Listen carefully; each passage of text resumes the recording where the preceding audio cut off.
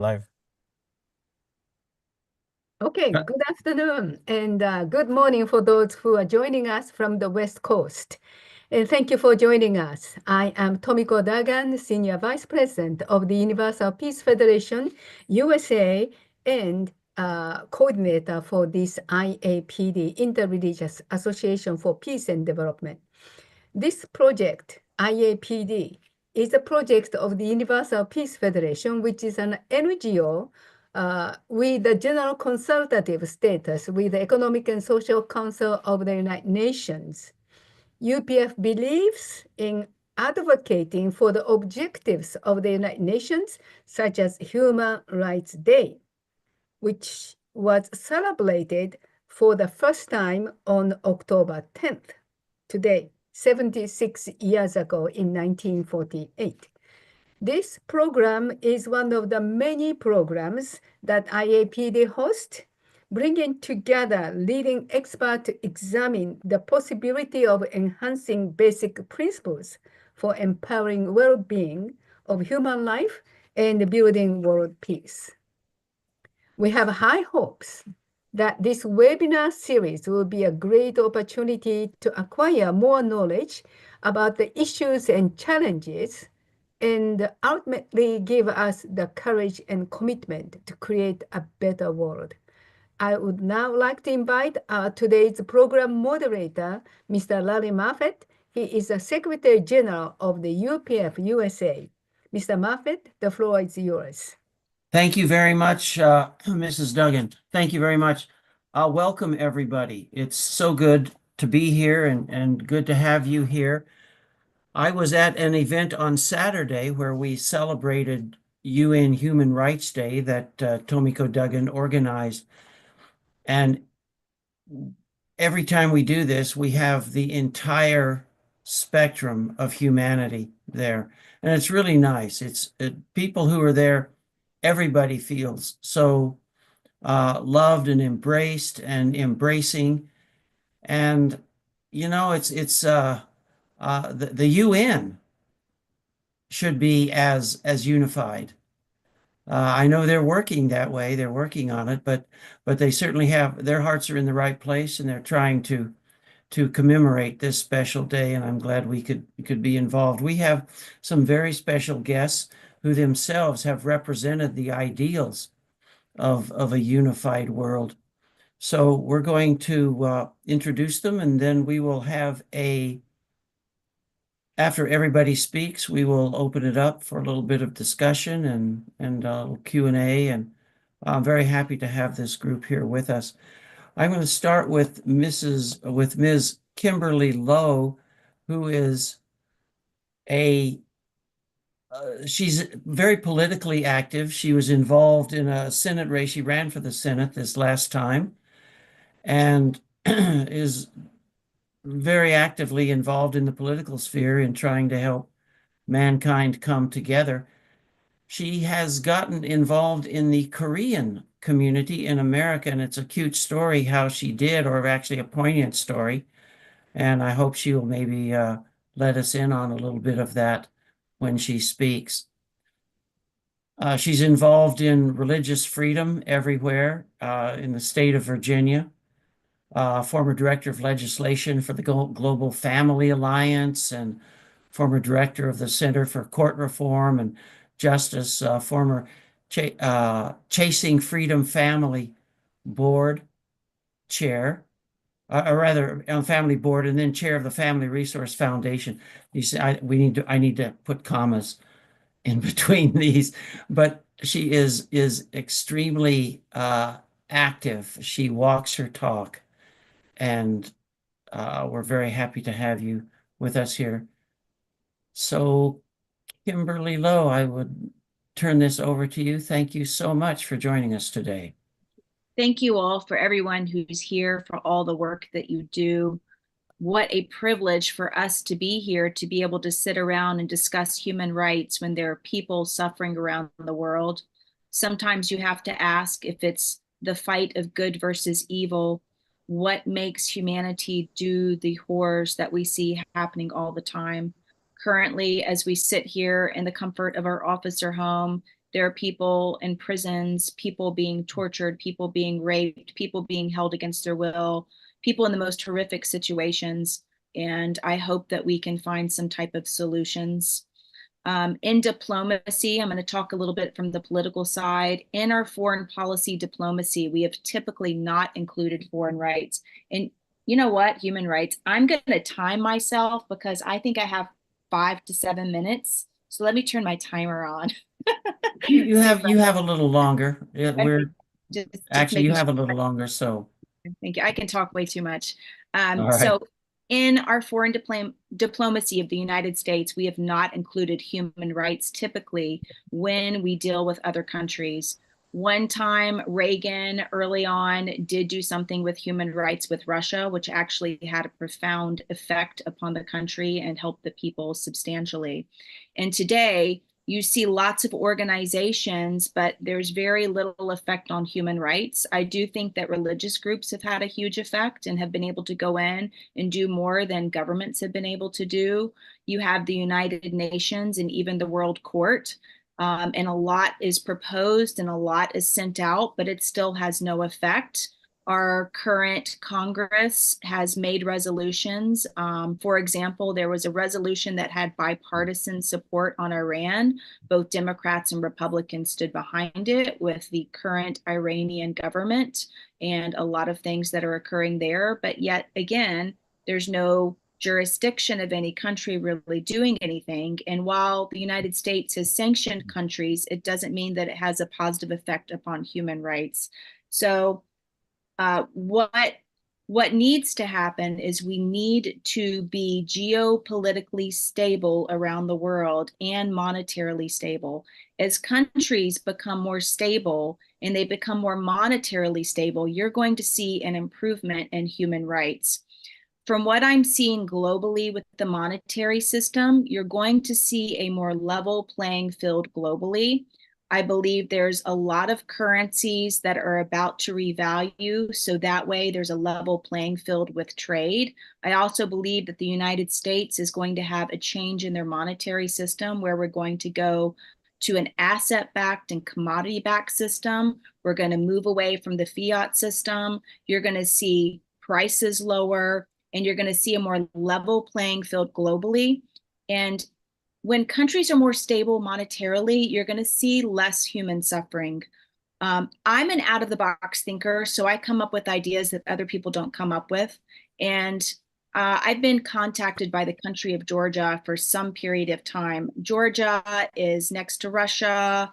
It has water separating it from other important locations. It's close to Ukraine as well. It's close to the Middle East. What's interesting about it is it's kind of the opening between the Middle East and the West. And there's a lot of issues there. That's been a lot of riots.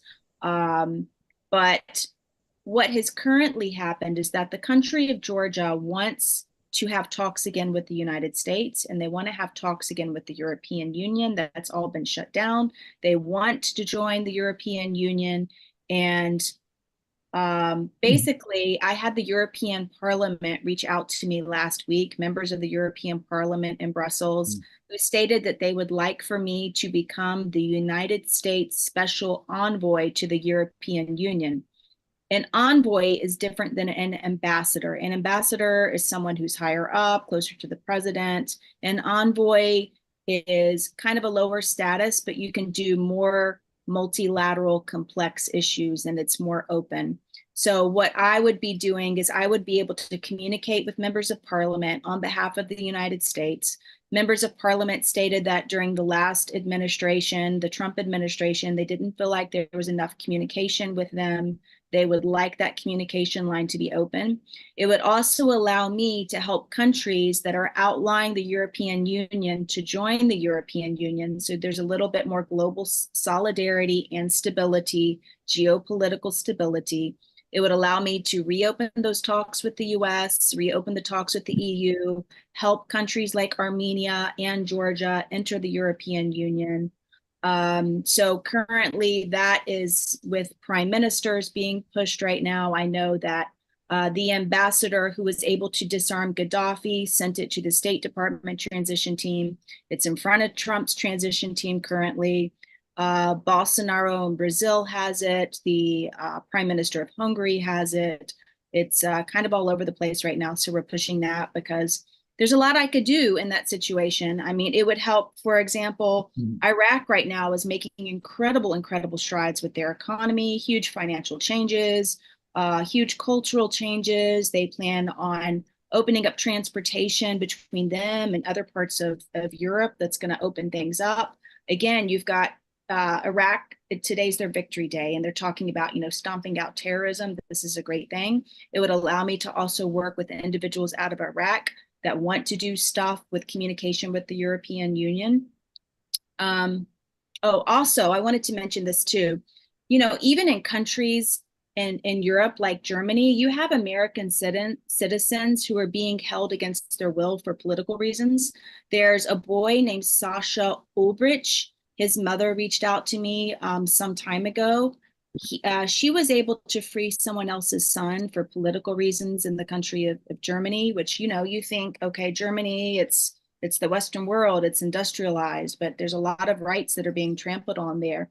And so they actually arrested her son and put him in a mental health institute where he is being forced to be on terrible medications. He doesn't know his name most of the time. They've tortured him so much that he's now has a split personality. He thinks he's 1,000 years old. He's been raped and tortured inside of this medical facility in Germany. And the consulate office is doing nothing. The State Department is doing nothing. I mean, they simply could just get this boy his American passport renewed to get him back to America where he's not being tortured. But countries like Germany today, it's amazing that these things are happening in the Western world currently, and no one can get them out. So it would allow me to help families whose children are being tortured in the Western world to try to get them out. Sometimes you just have to be a squeaky wheel. And 6 minutes. Wow, good thing we timed ourselves. One more thing. The other thing I'm working on is South China Sea diplomacy. Things are a huge mess in South Korea right now. I'm on the Korean Unification Education Council under the Minister of Unification, which is the third in line under the president. And if you've been watching the news, you saw that they declared martial law. I think that martial law was probably declared because the current government, which is the majority, is not the same party as the president, and they were going to try to vote him out. So he declared martial law. The Minister of Defense has now resigned. There's a new Minister of Defense. Will President Yoon still be the president? I don't know. There's a lot of unrest right now. I don't think the situation is good, but something that I noticed when I was running for US Senate is that we have horrible South China Sea diplomacy, and we only go to the South China Sea countries in times of war. And so I thought, why don't we create something called the Trans-Pacific Alliance, where we work with all the countries in the South China Sea between members in the US and members of their government there, just to talk about things, even if it's just trade. But what I included with all the work that I do is also human rights, because human rights is not being included enough. So I could talk all day long, but you guys can ask me questions later, and I don't want to take up the whole thing. So I appreciate your time. We have a lot of work ahead of us. Sometimes I think you need to be a squeaky wheel. I kind of think this is good versus evil, because I don't know how humans hurt each other like this. I really don't. It's a hard world, and it's not getting better quick, but we're going to work on it. Thank you. Thank you. Thank you, Kimberly. You have an impressive international foundation in so many areas of the world, and are an accomplished diplomat yourself. Our next speaker is Dr. Kimberly Melman Orozco, and I first met her on Saturday when she spoke at our UN event that was held at the Washington Times up in the Founders Room. And she's from Maryland, basically. She's an accomplished survey methodologist, research scientist, and quantitative and qualitative consultant on issues related to human trafficking, one of the most miserable and nastiest human enterprises. But she keeps the data, she keeps the stats, and she knows who does it and why they do it. She's one of the few researchers with a background that qualifies her as an expert witness and on subject matter on human trafficking in criminal and civil court. Her work is published in books, peer-reviewed journals, magazines, news outlets, and she served as a peer reviewer for human trafficking publications and taught human trafficking material at the University of Maryland in College Park. And while she was teaching there, that school was ranked the #1 criminology school in the country, University of Maryland, College Park. Her book is must read if you were involved in any way in human trafficking studies. It's called Hidden in Plain Sight, America's Slaves of the New Millennium, and it's been used to train law enforcement in Canada and the United States. And we are really honored and happy to have you here, Dr. Melman Orozco. Thank you very much. Thank you for having me. Tamiko, do we have the slides to share on the screen? Yes, would you like to ask EJ to bring up? Yes, please. Yeah, okay, EJ. Hello. The slide was sent to your email. Okay, hold on. I did not know that I'm going to present that. So hold on. Give me a sec.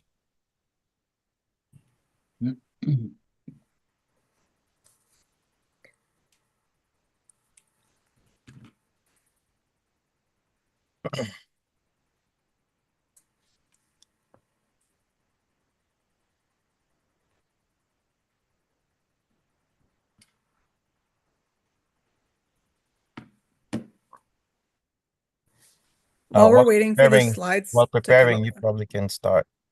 Okay. While we're waiting for the slides to come up, I'll just give a little bit of background of the work that I do. So I have a PhD in criminology from George Mason University. After conferring my degree, I conducted qualitative research, interviews with convicted human traffickers, commercial sex consumers, victims of trafficking, as well as consenting sex workers. I have published my research in peer-reviewed journal articles. Obviously, I have a book that was spoken about recently in the introduction that's used to train law enforcement. But one of the issues that we see in the United States, but even just internationally, is the lack of data that's available on human trafficking. In 2000 is when we saw really the first internationally accepted definitions of human trafficking start to get disseminated with the Palermo Protocol, which we adopted here in the United States as well with the Trafficking Victims Protection Act. Essentially, trafficking is the use of force, fraud, coercion, deception, or threat for the purpose of exploitation or the exploitation of anyone under the age of 18. So what does that mean? I think a lot of people, when they think of human trafficking, they're thinking of a, clearly innocent victim being physically kidnapped, held against their will, and exploited in slavery-like conditions. So something out of the movie Taken. And while situations like that certainly do exist, more often than not, what we do see happen is it's coercion, deception, threat, manipulation that's able to get a victim into an exploitable situation. So to give an example of this, a real life example, one of the cases, one of the traffickers who I interviewed, was an individual who deceived women from Ukraine to coming to the United States and actually flew into Northern Virginia to Dulles Airport. But once they arrived in Dulles, they were transported by a van to Detroit, where they were forced to work in a erotic strip club and had turn over all of their money because they didn't know the law, because they didn't know that they would be protected in the United States with T visas, or should have been protected with T visas. They stayed in that exploitable situation for many years. So now I see the slides are up. I don't know, do I have control? Can you give me control of the screen so I can go from slide to slide? I think you'll just have to say next and let EJ click them for you. That's fine. If you want to go to the next slide, it just gives an overview of my presentation. Obviously, I just gave a bit of a bio. I talk a little bit about the history of human trafficking, some of the myths, some data regarding prevalence, demographics of human traffickers, issues with misidentification,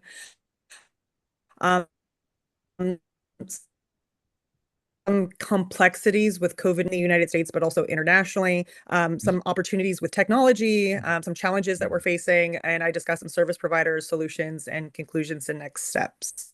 If you want to go to the next slide. We already went through my overview that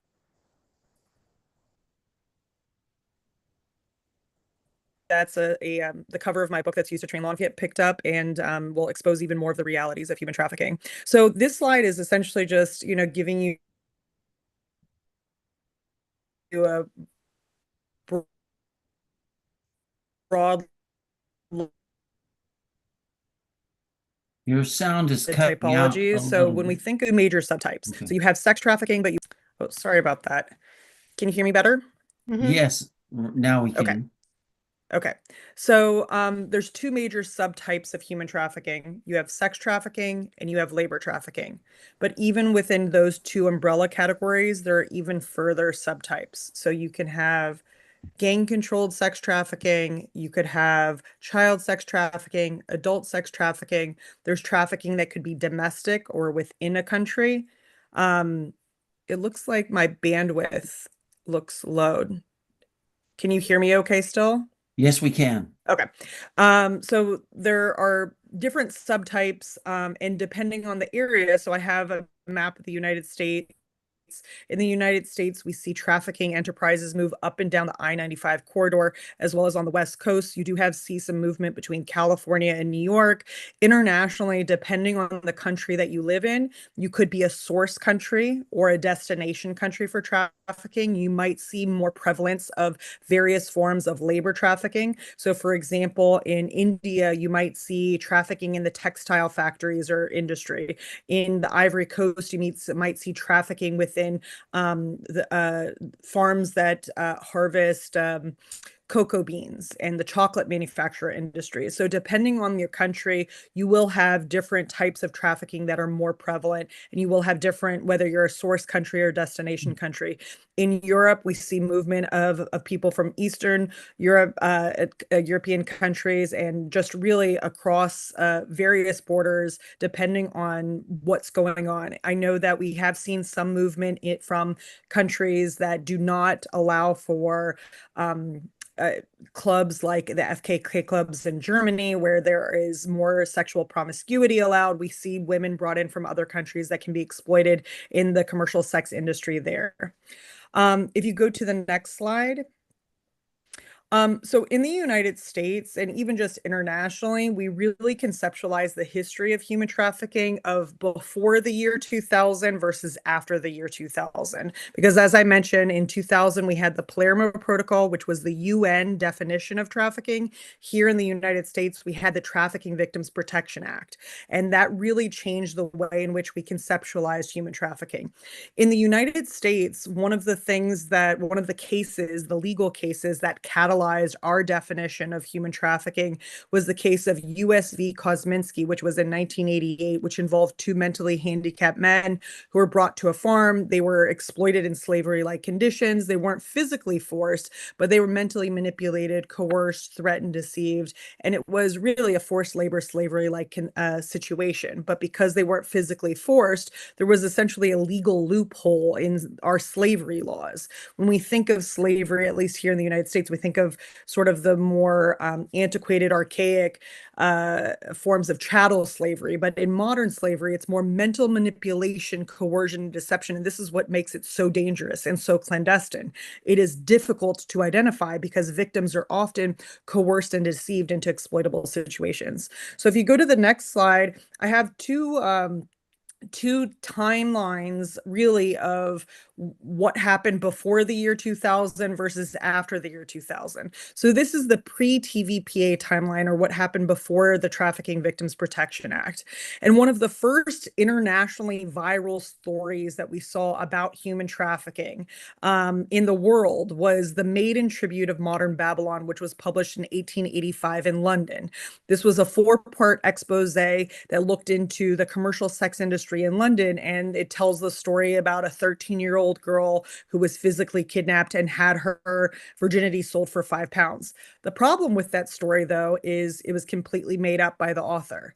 And this is one issue that we see a lot.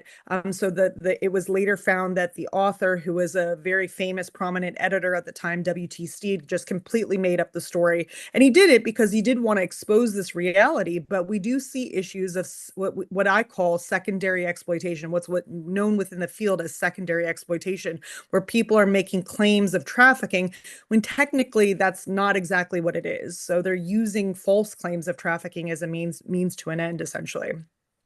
In the United States, the first anti-trafficking law was the 1910 Mann Act, or the White Slave Traffic Act. But we saw for many, many years false claims of trafficking used to further other types of endeavors, and we saw secondary exploitation becoming an issue. So in 1913, for example, we saw the international heavyweight champion black boxer Jack Johnson. He was falsely accused of trafficking because he had a white wife. We saw stories of white slaves in Black Harlem in the United States used to promote segregation. We saw during the Prohibition era, they blamed trafficking. It was a consequence of the use of alcohol. And we just saw a lot of situations, for example, in World War II, we saw allegations of Japanese white slavers. And I have this slide specifically because it is important to distinguish human trafficking, which is a very egregious civil rights violation, versus how false allegations can also be wielded to further other potentially nefarious violations to human rights, right? Anti-miscegenation laws or interracial marriage, that was a big thing in the early 1900s, and they used false allegations of trafficking to further and secondarily exploit those other types of civil rights violations. So it's really important to make sure that when you're talking about human trafficking, you're talking about the actual modern slavery civil rights violation, and not necessarily an allegation that's being unfairly wielded. And it was the impetus and sort of the change for the Trafficking Victims Protection Act. If you go to the next slide, these are some changes and things that have happened after the year 2000. Oh, well, so the 2000, you had the Trafficking Victims Protection Act defined. So this was in the year 2000. The same thing as the Palermo Protocol, which is the UN definition of human trafficking. The goals or the objectives are known as the 4Ps. We want to facilitate the prevention of crimes. We want to protect victims. We want to facilitate the prosecution of offenders, and we want to coordinate partnerships across organizations. So that's known as the 4Ps. And you see similar language in the United Nations Palermo Protocol. And then if you go to the next slide, it has some of the changes that we've seen after the year 2000. So the year 2000, we saw the Trafficking Victims Protection Act passed. Here in the United States in 2007, we set up a national hotline for reporting human trafficking.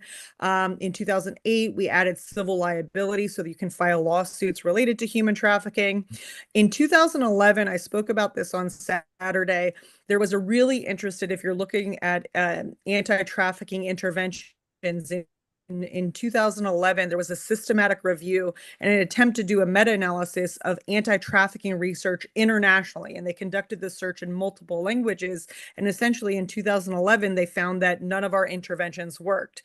And this is one of the things that I really wanted to talk about today and expose, that it's really important for us to be data-driven in our efforts to address civil rights violations and to combat trafficking in a meaningful way. We want to measure our efforts. We don't want to just be putting our money and our time and our energy into things that are not effective. We want to evaluate it and assess it to make sure it works.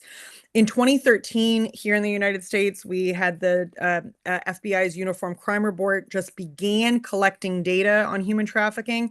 But even, and I won't go through each of these points, but even then, we still have a lot of data gaps. We still have a lot of issues. And even as of today, as of 2023, 2024, we still really don't know what works to combat this issue in a meaningful way. We still haven't found an intervention that has a measurable impact in preventing these crimes, prosecuting of offenders, and protecting victims. If you go to the next slide. So summary of some legislation, I talked about the Palermo Protocol, the TVPA. One of the things that we see, not just here in the United States, but internationally, is because of the coercion, because of the deception, because how this crime impacts, in particular, immigrant populations as well, we see a lot of erroneous criminalization. We see victims getting arrested, we see victims getting deported, even though they are actual victims that need protection. So here in the United States, we have safe harbor laws. We have also vacatur statutes to provide post-conviction relief for erroneously criminalized victims, because this is a systemic issue where victims are misidentified. So if you go to the next slide, other myths that we see, so there's a lot of myths that are perpetuated here in the United States. Some of it revolves around data. So I know that when we spoke on Saturday, we were trying to pin down some numbers, and you see a lot of numbers from the International Labor Organization and other organizations of what does, how many victims are there in the United States? How many of the victims are there internationally? We don't know. So we see some of the myths are there are 100,000 victims in the United States, or there are 300,000, or the average age is 13. All of these are myths. None of them are based off of reliable data. And that's one of the problems. We constantly are having fed into the media misinformation and data that's just not based on science. And it's really kind of shifting our focus perhaps away from legitimate cases. And so the data need really is there. So prioritizing that is key. If you go to the next slide.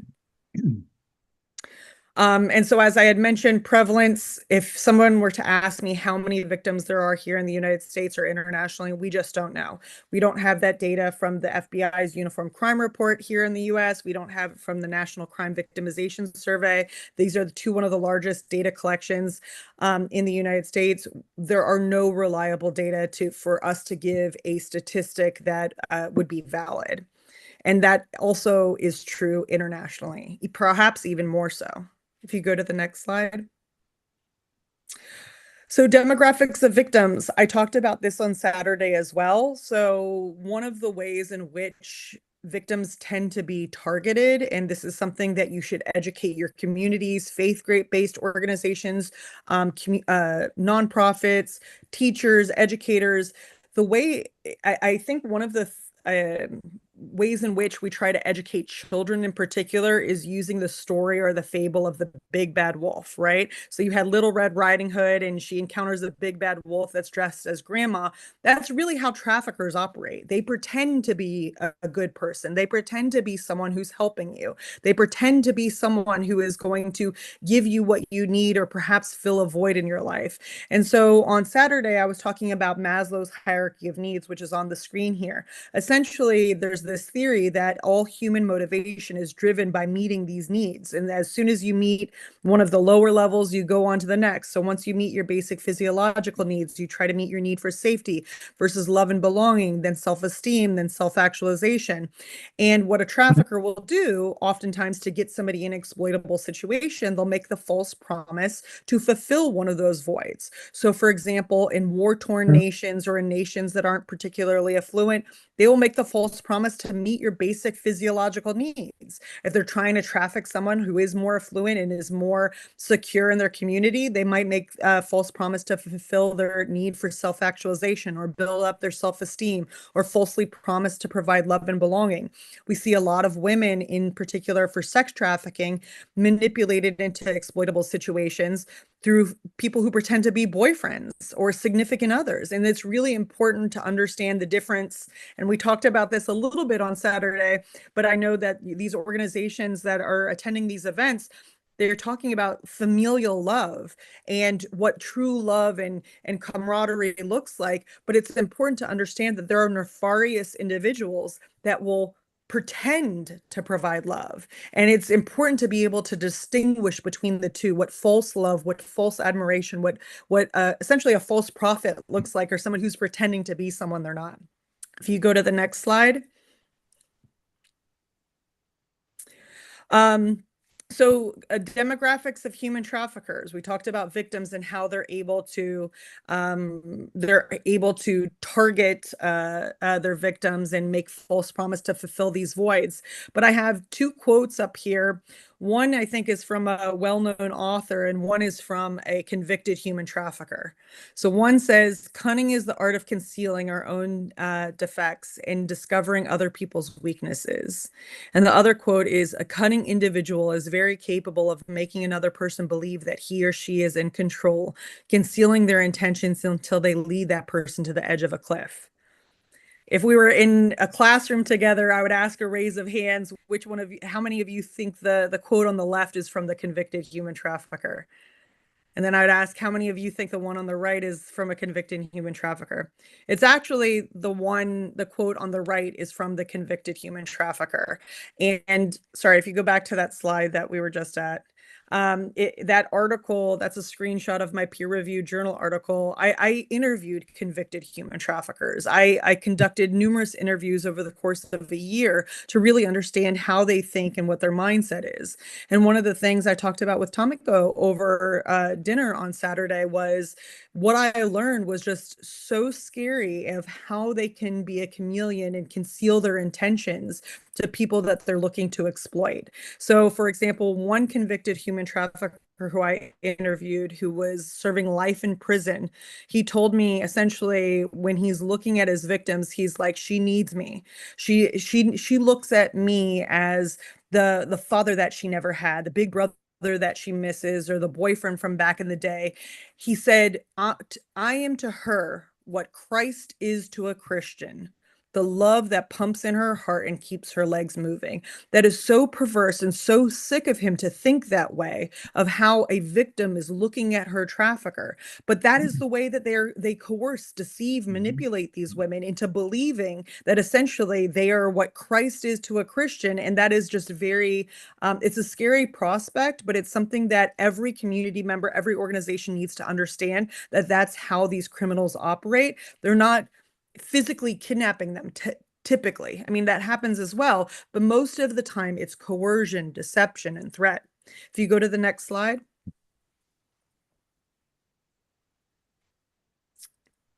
So we talked about misidentification, and there's an audio recording here, but I won't play it. But this is a headline of a woman who, it says, the woman was arrested for calling police to complain about her pimp. Right? So you see her mugshot on there. We talked about erroneous criminalization, how victims are misidentified. She was perceived as she was a criminal, that she was a sex worker. The reality of this woman on the screen was she had been sex trafficked on and off for 20 years. At one point, she had been shot at point blank range in the leg. It required a vascular transfusion to save her right leg. She had been, her first trafficker was her mother's drug dealer. The very harrowing stories that I hear from survivors of trafficking, they can be marginalized populations, kids with disabilities, I mean, treated almost as disposable people, and that needs to end. Every person, every human on this earth, no matter your background, your demographics, your socioeconomic status, your race, your religion, your creed, all of us are deserving of basic human rights and are deserving of being treated of dignity and respect. And I think some of that is lost with the misidentification and how we look at people that are marginalized. And that really does need to change if we want to stop this cycle of abuse, this cycle of victimization. If you go to the next slide.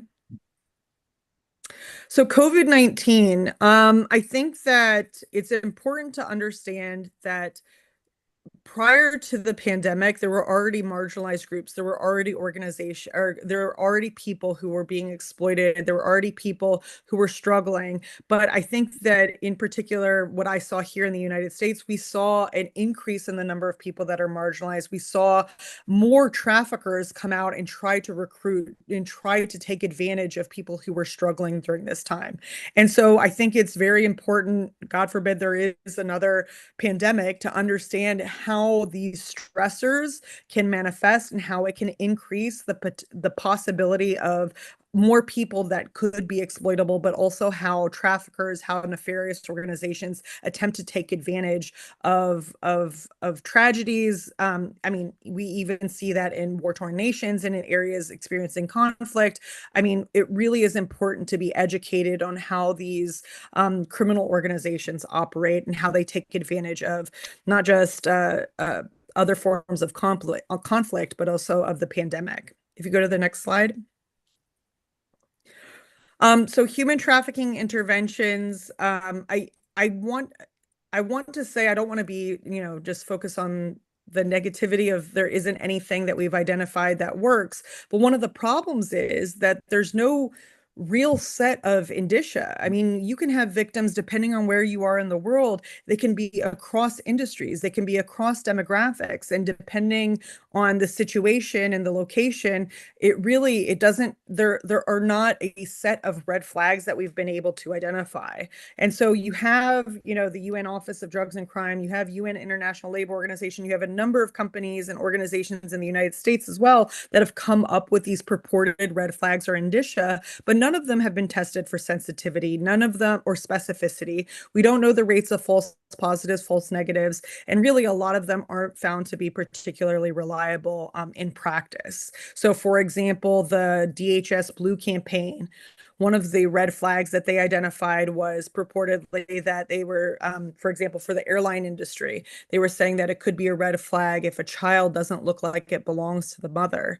But the problem is they were pulling off mixed race families, they were doing racially profiling, and you just can't, I mean, there's a saying that goes, the road to hell is paved with good intentions. It's very important. You can't violate somebody's civil rights just because you're trying to protect civil rights. It's really important to find evidence-based methods for intervention that are actually reliable and make a meaningful impact.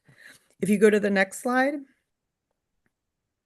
So I mentioned earlier, so there are indicators and whether they're reliable or not. And I have a set of slides of different indicators, but I know that I need to wrap up soon. So I won't go into those in depth, but I just want to talk about these for just a moment. This is one of the first, the International Labor Organization operational indicators. They did this across countries and getting information. You should take a look at it because it was one of the first. It was in 2009. And it's a publication that's open access, but it gives you their idea of what they think some indicators would be. And I think of all of the indicia indicators out there, these tend to be more scientifically based, although it doesn't necessarily translate across different locations. And you can skip through, I think, the next slide and the next one. These are just different indicators. And the next Kimberly, one. can you wrap soon? Oh, yep. Well, I guess I can wrap up now. I mean, I would just probably end with there are a lot of challenges, there are opportunities. Next steps, we just need to work together to find more meaningful ways to combat this issue. And I think that it's important to just prioritize people. And this is a pernicious crime that definitely needs some attention. So thank you. Kimberly, thank you very much. That is an enormous issue. And I have so many questions because of the southern border being open and there doesn't seem to be any data about how many people came in. So maybe that if we have any time after our next speaker, I have I have questions for each person. Our next speaker is Imam Muhammad Ali Elahi. He is a stellar individual. He's a spiritual leader of the Islamic House of Wisdom in Dearborn Heights. I've heard him speak on several occasions. That's one of the largest religious institutions in the state of Michigan. Of course, Dearborn is home to a huge international community of Muslims worldwide. Uh, uh, and he's a powerful public speaker. He is a passionate interfaith leader and a peace advocate in North America. Been working to build bridges of unity and brotherhood among all the followers of all faith traditions. You will find something of every religious endeavor in this gentleman, in his spirit, in his thinking, in his words. He has these beautiful sermons on Fridays. messages in social media, interviews, public press. He is actively involved. He's originally from Iran, actively involved in trying to bring people together across the huge spectrum, and it's just a heck of a difficult task. But we're very grateful to have him with us here. Thank you very much, Imam Elahi. Thank you. Welcome. Thank you. Thank you for your very generous, extremely generous introduction. It's very kind of you. Thank you. And thank you, Kimberly and Kimberly. We are blessed with two Kimberlys today. And my beloved Reverend Dr. Jenkins, I think he is with us this afternoon. I start with saying salam and salutation and good morning, good afternoon to everyone. This is an honor and pleasure to be part of this distinguished panel on this important day and important discussion, celebrating anniversary of an important document, Universal Declaration of Human Rights and Human Rights Day. It was today, December 10, in 76 years ago, in 1948, that this great historic document of human rights was approved by United Nations. And it was translated to over 500 languages all over the world, with 30 articles that 30 times it says everyone. That means that these rights in this declaration are for every human being, regardless of race and religion and nationality and color, gender, anything.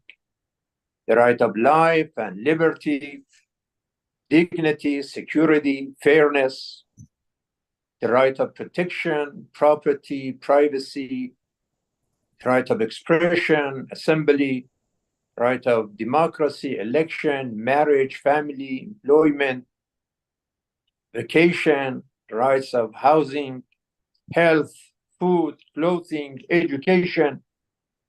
These are for everyone. The term everyone is mentioned in this document 30 times. And there are so many times that the document says no one.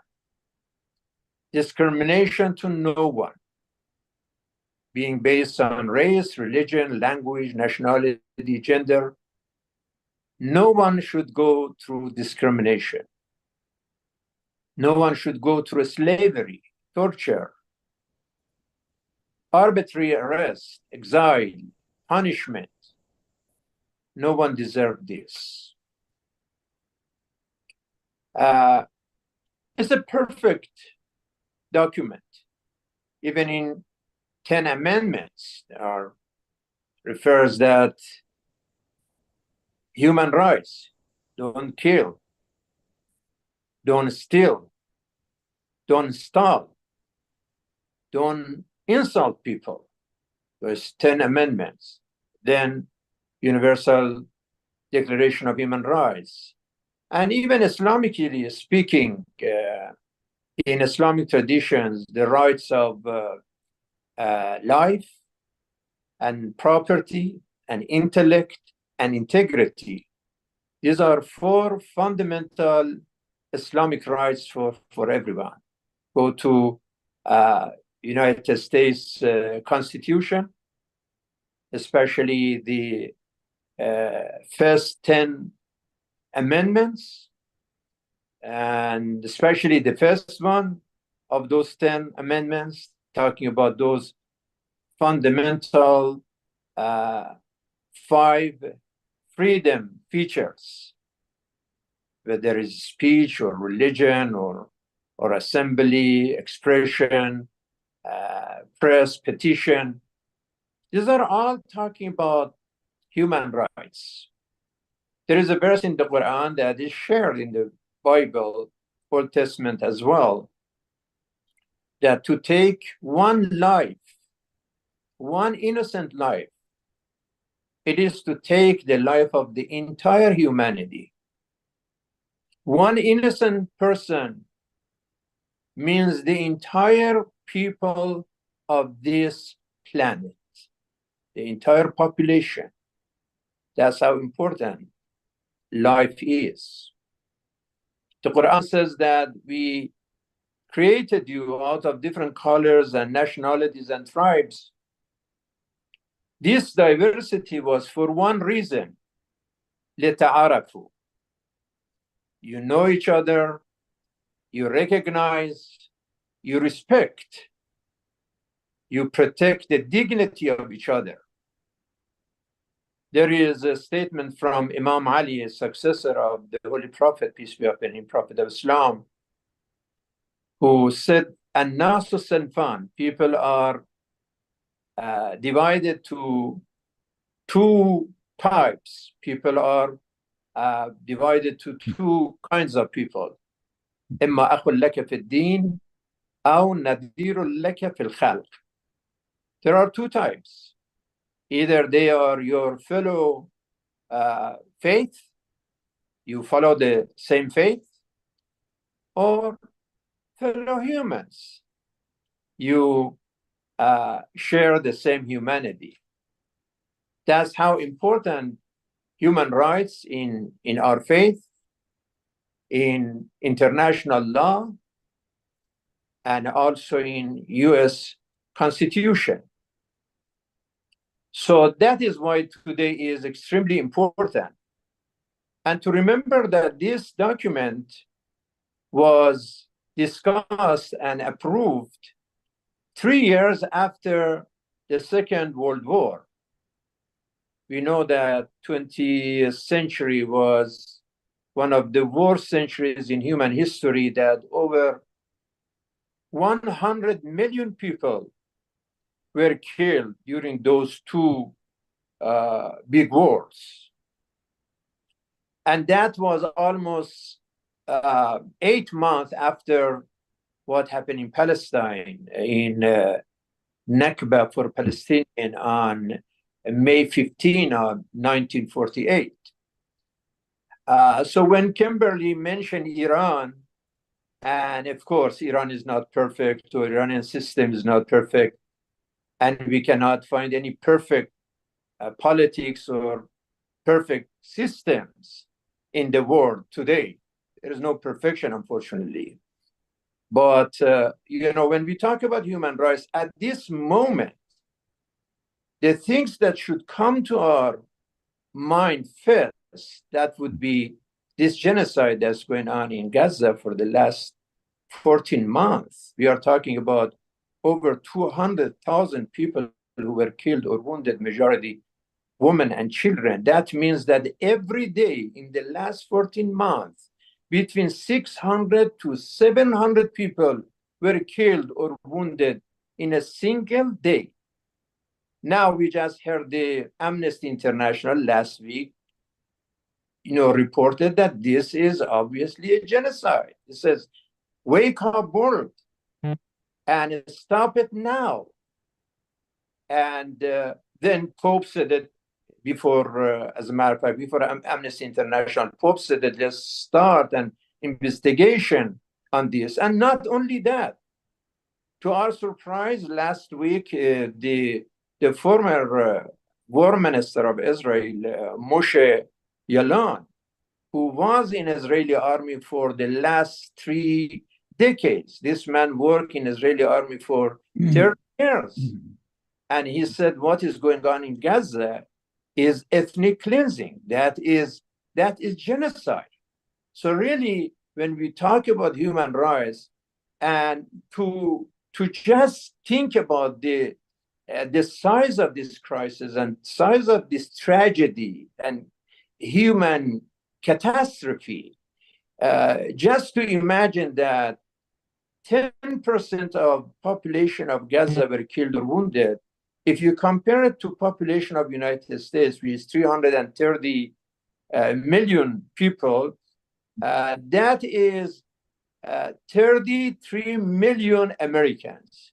I mean, what happened in Gaza, if happens in America, it means 33 million Americans killed or wounded.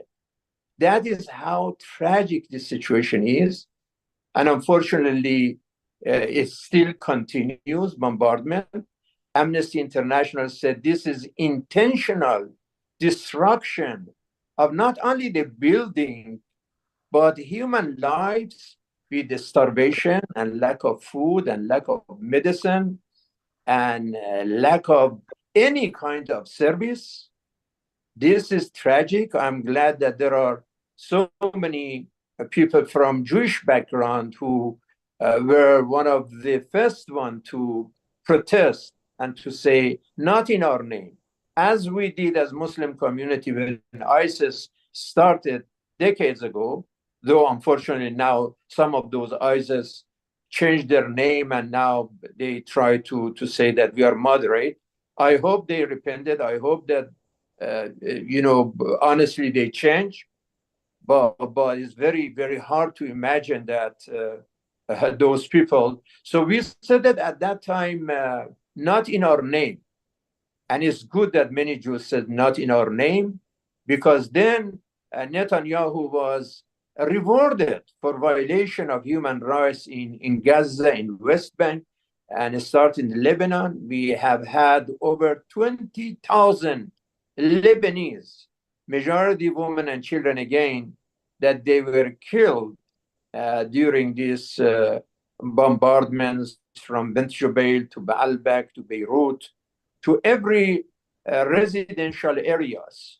So I hope that today that we are celebrating Human Rights Day on the anniversary of Universal Declaration of Human Rights in United Nations, I wish we were really celebrate a success, but we don't see this success. We see that we have the best laws, but unfortunately there are people who don't follow these laws. They started from Gaza and Lebanon and now in Syria. We know that the regime in Syria collapsed. We know that Bashar Assad, he went to Russia now. And okay, now whatever this system was, whatever this regime was, it's over now. If it was about the government. But in the last 3 days, 300 times different sites in Syria were bombed again. So now you have problem with Syrian people in Damascus here and there. So we see violations of human rights here and there, and we don't know when it's going to happen.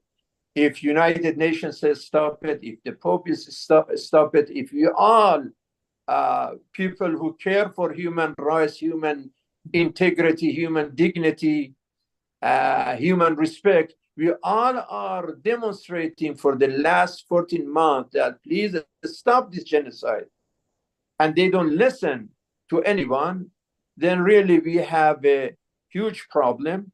Obviously, as people of interfaith, we pray, we outreach for peace, and we know that peace is impossible without justice. The path to peace is justice. The path to peace is respect for human rights, for all human rights, whether they are Muslims, Christian, Jewish, atheists, whatever, doesn't matter. People of faith or people of no faith, all are human rights, and they have human rights, and we must respect everybody's human rights. We must do it. If you are Christian, if you are Muslims, Kimberly just started. I mean, if somebody follows Jesus, Jesus says, love your neighbor. If I hate my neighbor, then I'm not following Jesus. He said even more than that. He says, love your enemies. But there are people now in this world that they don't love even their friends. They don't love even their family members. We have to change this culture, and we pray, we educate, but we don't have that power to stop this violations of human rights is up to the politicians. And we outreach to them, those people of power, people of politics, that please wake up. Enough is enough.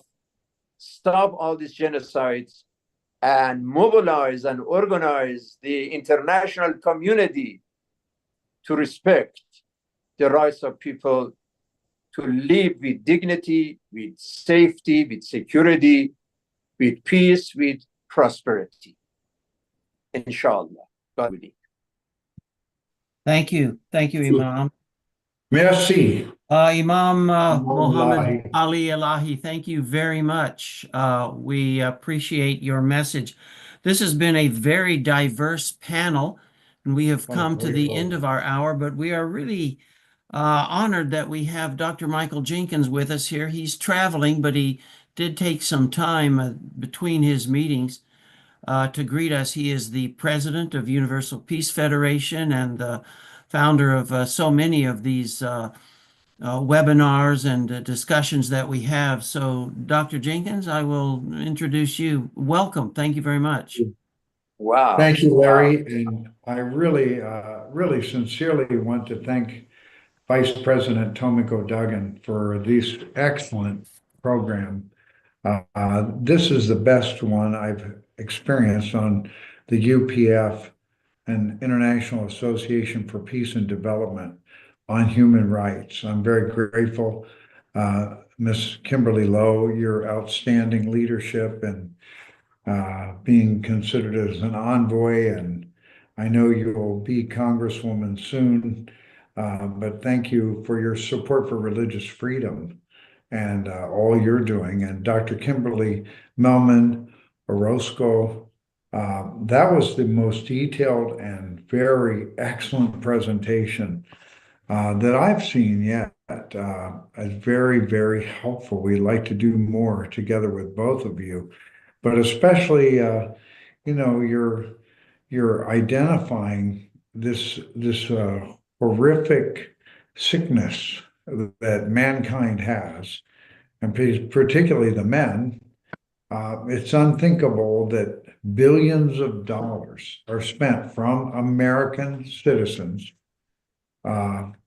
Billions of dollars are spent on the misuse of women and trafficking of women. And like Leslie said in the comment in the chat, you know, why can't we, you know, get to the people who are purchasing this evil? And that's a good point, and it's needed. But like Dr. Kimberly Melman Roscoe said in the chat, she said that you don't have much confidence in that, and I agree, because there's a profound sickness, and there's children trafficking, women trafficking. What in the world, you know, would drive people? And these are not street people that are doing this kind of evil thing. These are people with money. They're people that are deeply sick, and some of them are very high level people.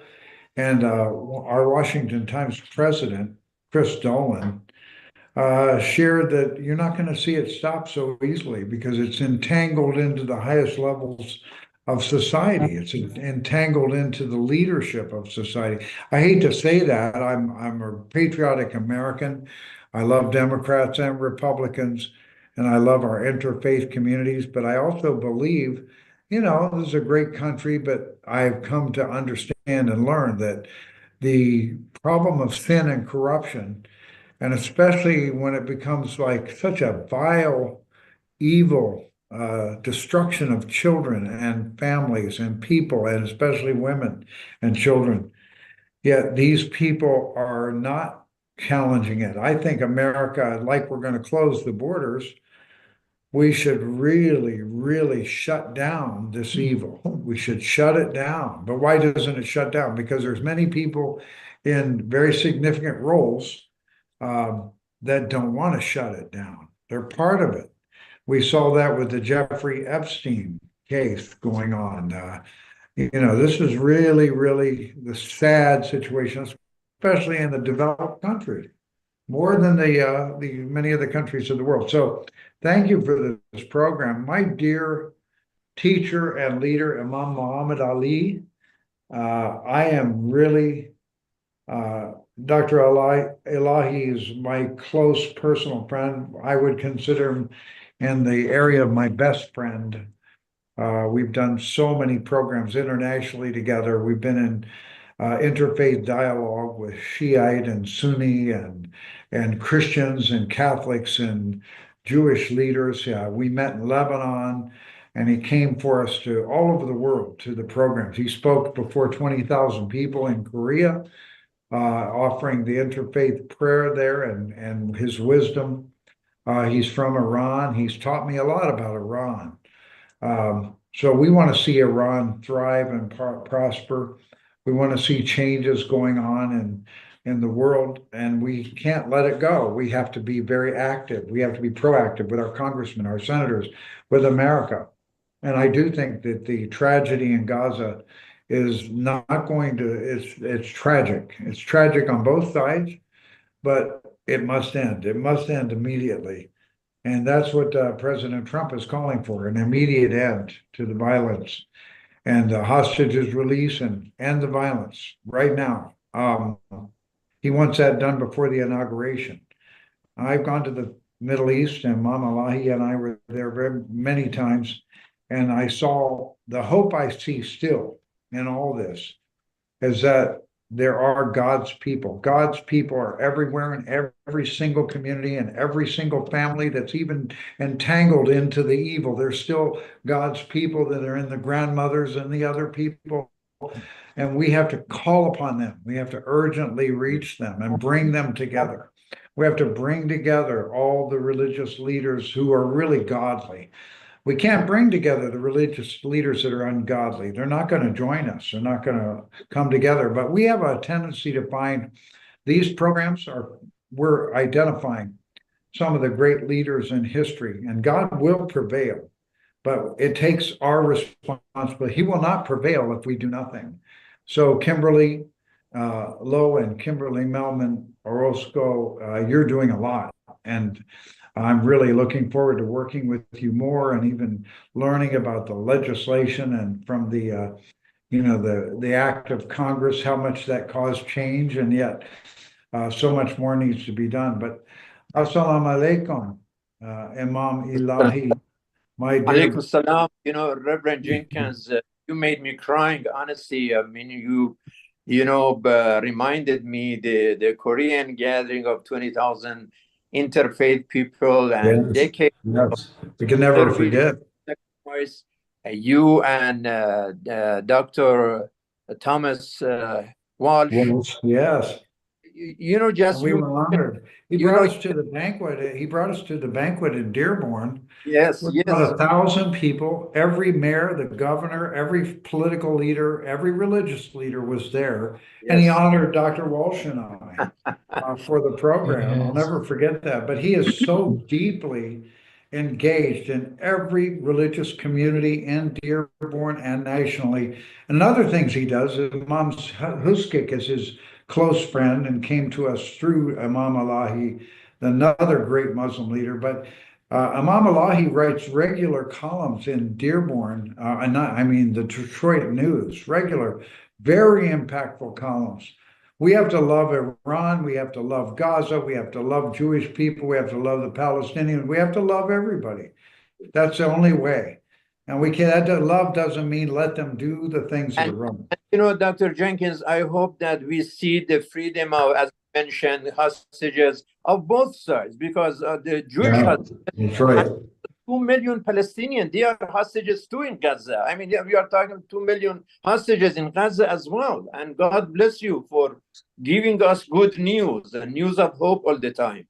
We went to Gaza 18 times, and we went there when the State Department sent its envoy to us to stop us from going in, because they were worried about us more than anything, because there was already bombing going on that week we were going in. This was years ago.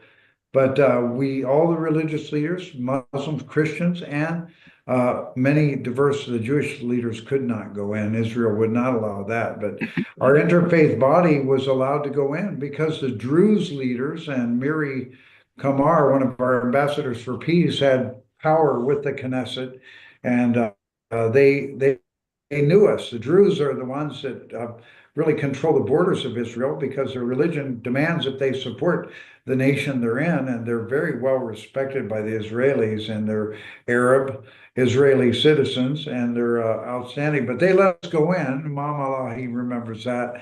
And we went in and had dialogue, and we kept it on religious dialogue. We never varied off of that.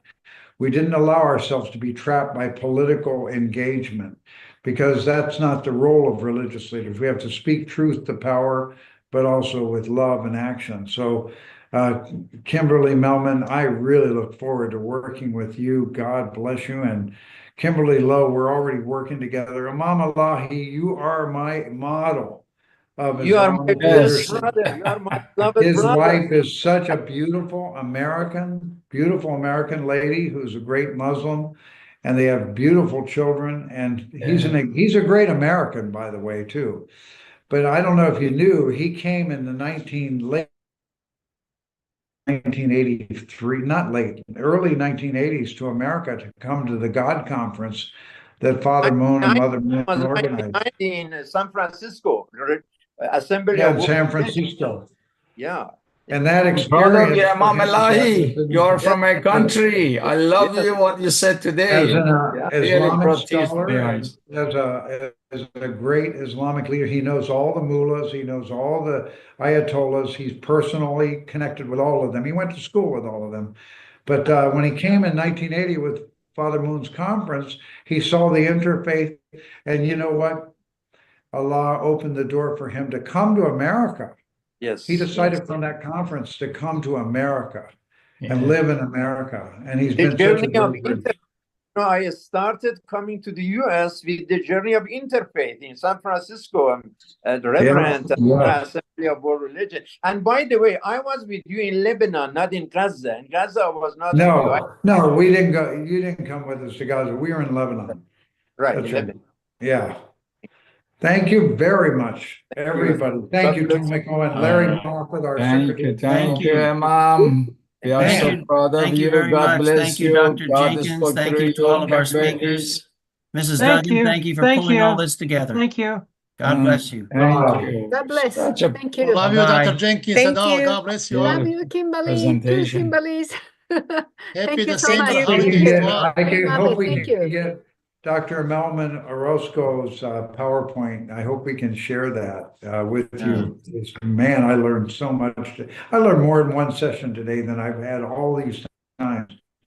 But thank you all. Thank you, Imam Imam. Elahi, let's Thank invite you. Imam Elahi, let's invite Dr. Jenkins to Iran. I'm ready to go. Come We're and ready see. to I go. like to God invite willing, him all the we will. time. God willing, Thank we will. you. Yeah, EJ, God take us bless you out. all. God bless Thank you. you. Okay, God bless. Thank you. Wow, what a great job. All Tomiko, right.